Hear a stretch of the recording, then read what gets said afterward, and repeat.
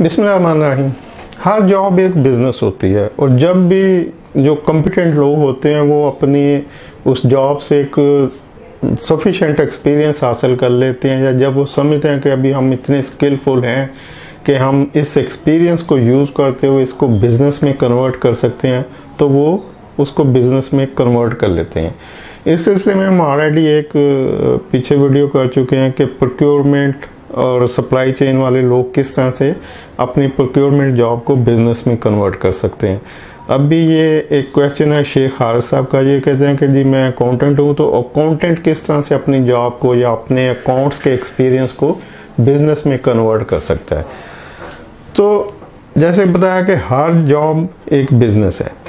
Accountant या accountancy के related जो बिज़नेस है उनमें टॉप के ऊपर जो बिज़नेस है वो चार्टर्ड अकाउंटेंसी की फर्म्स होती हैं, जिसके लिए आपको चार्टर्ड अकाउंटेंट होना चाहिए, यानी क्वालिफिकेशन होनी चाहिए। लेकिन आजकल मॉडर्न टाइम है, अगर आप डॉक्टर नहीं हैं तब भी आप हॉस्पिटल खोल सकते हैं कि आप एज एडमिनिस्ट्रेटर उस हॉस्पिटल को रन करें और डॉक्टर्स को हायर कर लें। तो इस तरह से अगर आप किसी पर्टिकुलर फील्ड में स्पेशलाइज नहीं है या क्वालिफाइड नहीं है तो भी आप उस बिज़नेस को रन कर सकते हैं अगर आप अच्छे एडमिनिस्ट्रेटर हैं। तो सिमिलरली जैसे आप डॉक्टर नहीं हैं लेकिन हॉस्पिटल रन कर सकते हैं, आप एक चार्टर्ड अकाउंटेंसी की फर्म को भी रन कर सकते हैं। लेकिन ये टॉप के ऊपर है, जो सबसे मतलब आप समझें कि टॉप पे बिज़नेस हो सकता है चार्टर्ड अकाउंटेंट जो सीए क्वालिफाइड हो उसके लिए। लेकिन जब अगर आप सीए क्वालिफाइड नहीं है और उसके नीचे जो जॉब्स होंगी, अकाउंटेंट है, जूनियर अकाउंटेंट है या मैनेजर अकाउंट है, लेकिन वो चार्टर्ड अकाउंटेंट नहीं है या आईसीएम में नहीं है, सिंपल बीकॉम किया हुआ है या कम क्वालिफिकेशन है, एक्सपीरियंस की बेस के ऊपर तरक्की करते हुए अकाउंट्स मैनेजर बन गया, तो फिर भी आपके पास बहुत सारी बिजनेस की अपॉर्चुनिटी हैं। देखें, जॉब्स उस वक्त क्रिएट होती हैं जब बिज़नेस का वॉल्यूम बड़ा होता है, यानी उस जगह पे जॉब्स आती हैं जहाँ पे ज़्यादा काम हो रहा होता है, एक बड़ी कंपनी होती है। अगर कोई छोटी कंपनी है तो वहाँ पे कोई जॉब नहीं होगी, वहाँ पे एक मालिक होगा, वो खुद ही सेल कर रहा होता है और ख़ुद ही वो अपना अकाउंट भी मेंटेन कर रहा होता है। लेकिन जैसे उसकी कंपनी थोड़ी ग्रो करती है, काम बढ़ता है, सप्लाईज बढ़ती हैं, तो फिर उसकी कोशिश होती है कि यार मैं एक अकाउंटेंट रख लूँ जो मेरा हिसाब किताब सेपरेट देखता रहे और मैं अपनी फोकस जो है वो सेल के ऊपर रखूं या अपने बिज़नेस के ऊपर रखूं। या जब उसका बिज़नेस इतना उस लेवल पे जाता है जहाँ पे उसके टैक्स के मैटर शुरू हो जाते हैं कि जी इनकम टैक्स कितना है, सेल्स टैक्स मंथली कितना पे हो रहा है, और डिफरेंट टैक्सेस जो गवर्नमेंट के एप्लीकेबल हो जाते हैं उसके बिज़नेस पे, तब भी उसको ज़रूरत पड़ती है कि मैं क्वालिफाइड कोई अकाउंटेंट या एक्सपीरियंस कोई बंदा रखूं जो मेरी इन सारी एक्टिविटीज़ को लुक आफ्टर करे और गवर्नमेंट के डिपार्टमेंट्स को अप्लाई करे और मेरे अकाउंट को प्रॉपर उस लेवल पे रखे जहां तक मुझ पे कोई लीगल एक्शन ना हो सके। तो इस तरह से भी उसको अकाउंटेंट की ज़रूरत पड़ती है।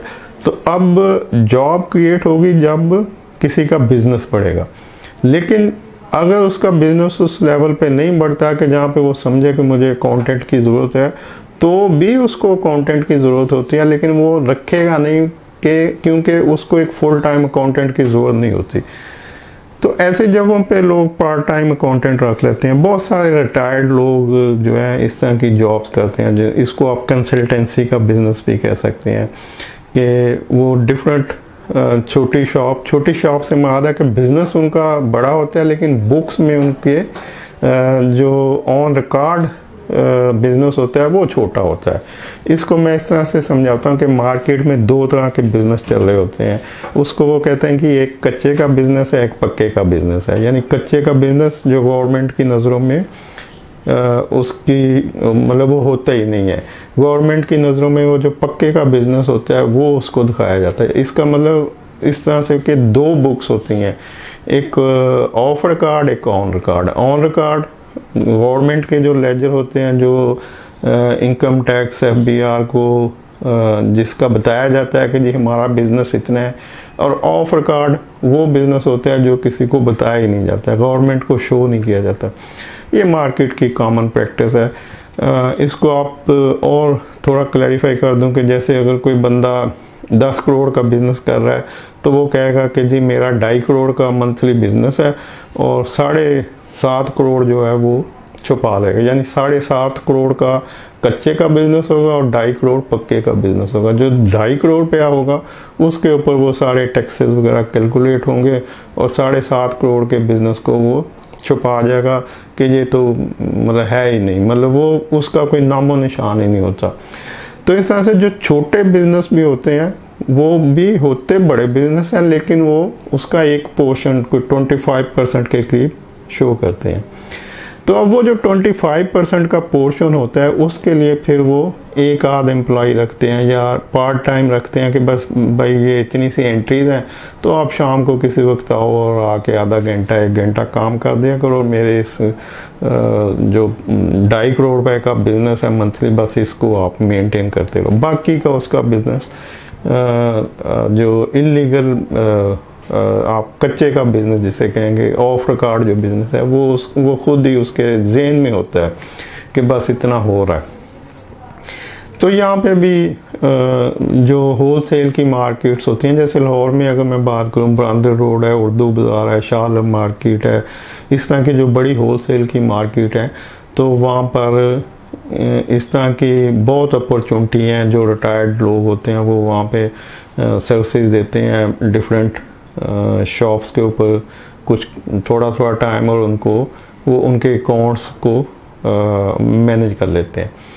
अब इसमें अगर आप इस तरह की एक्टिविटी करना चाहते हैं तो फिर आपको फोकस भी करना पड़ेगा। आपको पहले जाके इस तरह के कुछ लोगों को ढूंढें जो इस तरह का काम करते हैं, तो उनसे पूछेंगे कि भाई आप को किन चीज़ों के ऊपर फोकस करना पड़ता है। जैसे उसमें वोचर राइटिंग हो सकती है, पोस्टिंग हो सकती है, लेजर की रिकन्सिलेशन होती है, पार्टी लेजर होते हैं, बैंक लेजर होते हैं, उनको राइट करना या उनको रिकन्साइल करना। अगर राइट मालिक खुद कर रहा है तो उनकी रिकन्सिलेशन हो सकती है।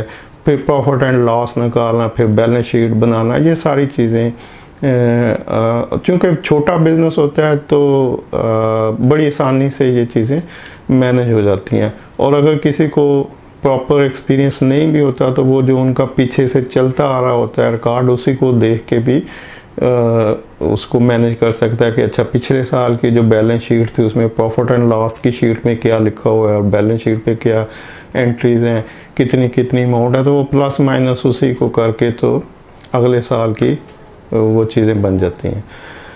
तो इस तरह से आप बड़ी आसानी से कोई पार्ट टाइम कंसल्टेंसी का बिज़नेस स्टार्ट कर सकते हैं। जिनका सेल टैक्स का एक्सपीरियंस होता है अकाउंट्स के डिपार्टमेंट में या एक्साइज का होता है, वो इस तरह की सर्विसेज लोगों को देना शुरू कर देते हैं। सेल टैक्स की कंसल्टेंसी बहुत चलती है, इनकम टैक्स की चलती हैं। ये जितने भी प्रैक्टिशनर मार्केट में बैठे होते हैं, कंपनी रजिस्टर्ड करानी है, chamber of commerce and industry में किसी ने रजिस्ट्रेशन करानी है, किसी ने कोई प्रोडक्ट को रजिस्टर्ड कराना है, तो इस तरह की डिफरेंट सर्विसेज मार्केट में ये सब वो लोग होते हैं जिन्होंने किसी ना किसी जगह सर्व किया होता है किसी कंपनी को, और वो अपने उसी एक्सपीरियंस को यूज़ करते हुए फिर उसको बिज़नेस में कन्वर्ट कर लेते हैं। तो अकाउंट्स वाले भी अपनी जॉब को बिज़नेस में कन्वर्ट कर सकते हैं, और वो है कंसल्टेंसी का business. Hope for understanding. Thank you. अल्लाह हाफिज़।